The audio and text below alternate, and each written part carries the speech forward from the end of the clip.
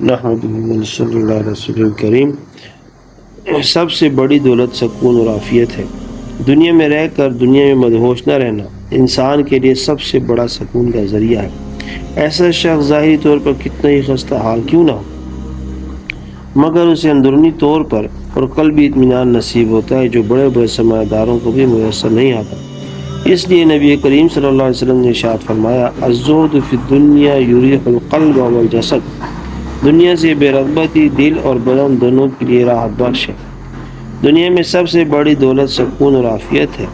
اگر سکون نہ ہو تو سب دولتیں بیکار ہیں، اور یہ سکون جب ہی مل سکتا ہے جب ہم دنیا سے صرف بقدر ضرورت اور برائے ضرورت تعلق رکھیں اور اللہ تعالیٰ کی نعمتوں پر شکر گزار رہ کر اس کی رضا پر راضی رہیں۔ حضرت لقمان حکیم نے ارشاد فرمایا، دین پر سب سے زیادہ مددگار صفت دنیا سے بے رغبتی ہے، کیونکہ جو شخص دنیا سے بے رغبت ہوتا ہے وہ خالص رضا خداوندی کے لیے عمل کرتا ہے، اور جو شخص اخلاص سے عمل کرے اس کو اللہ تعالیٰ اجر و ثواب سے سرفراز کرتا ہے۔ جزاک اللہ خیرا۔